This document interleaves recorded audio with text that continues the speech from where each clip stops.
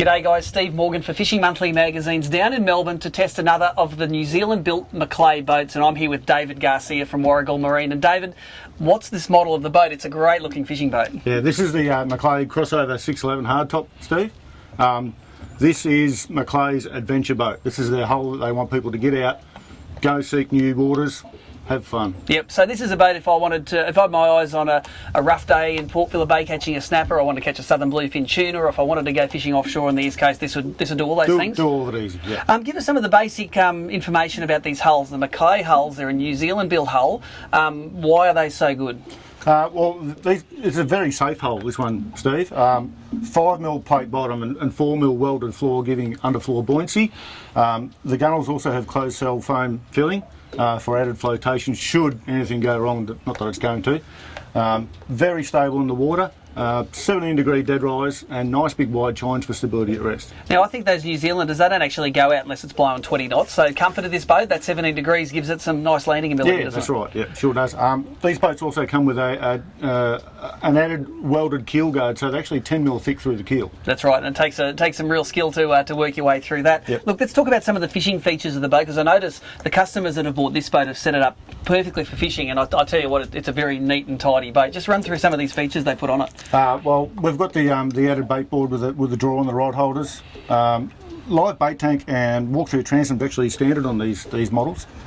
We've got the rubber flooring over the welded floor, and we've also got a kill tank of approximately 70 litres capacity. Yep, and I noticed that the pockets, they're actually quite deep pockets. You can put a lot of gear in these pockets, can't you? You can, and you can also get your feet underneath the pockets, so you don't feel like you're going to flip yourself out. That's right. They're beautifully designed. Now, you can tell they've been designed by a fisherman because all of the work area isn't painted. Like, you're not worried when you're pulling up crab pots, when you're doing work in the work area, you've got gaffs flying around, you're not going to take the paint off. That's smart, isn't it? That's right, it's really smart.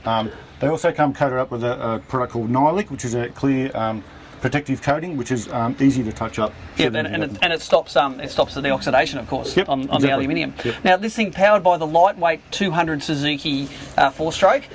You're a big fan of Suzukis. What's your thoughts on the 200? Awesome. Yep. Yeah, it's got a beautiful note. On this hull, it is an absolute rocket. Look, you could probably get away with a 175 or even a 150 on this hull quite comfortably. Luckily, the owners of this boat are speed freaks. Yep. So we put the 200 on for them, and they love it. Now, tell us about it's very well finished, this helm. Like, obviously it's got the space, you can mount any sort of electronics you like, and this has got a great Garmin mounted in it, and the bunks are nearly big enough to lie down in. Yeah. So look, this is good for overnighters, etc. That's right. Yeah. Look, I'm 6 foot, and I can lay down there comfortably and have a nap. Not that I have, but don't nap during work time. But with the bunk infill in there, quite easily catch some Zeds in there. Look, this on a trailer weighs in at around 1.7 tonnes, you told me. So what sort of vehicle you need to move this around? If you're going to move up from a small boat into a serious fishing boat, what do you need to tow this? Look, we're talking 6-cylinder or 4-cylinder turbo diesel would tow this boat comfortably. And of course supplied on the Dunby a twin axle trailer? Yep, glider roller trailer, fully galvanised with alloys, and looks a treat. You saw it. Yep, okay, well we've got it in the water successfully, came great off that Dunby trailer. Let's take it out on Port Phillip Bay and just put this 611 through its paces.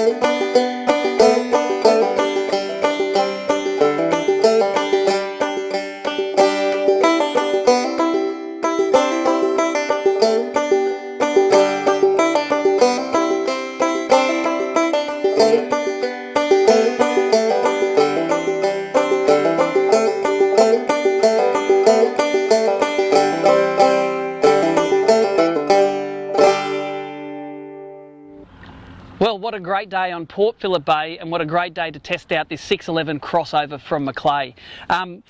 Built tough, this boat. Built in New Zealand where people go through waves and not over them. This hard top configuration is going to dish out anything that your body is going to handle when you're going out on the water. Obviously it's built by anglers. I love the fact that there's no paint in the heavy traffic areas. You will be not afraid to fish in this boat. Landing fish, putting gear in and out of the boat, you're not going to chip that beautiful paint away. Love some of the solutions in this boat. We see a lot of boats with that folding rear bench seat. I think McLay does it better than most others, especially because you can access both of your boat's batteries through that same solution. If you've got a problem on the water, the last thing you want to be doing is digging down into the bilge to try and assess the problem. These are all very accessible. It's a great little solution, and I also love their solution for the transom door, which is standard on most of these McLay hulls. It pulls out and it goes away.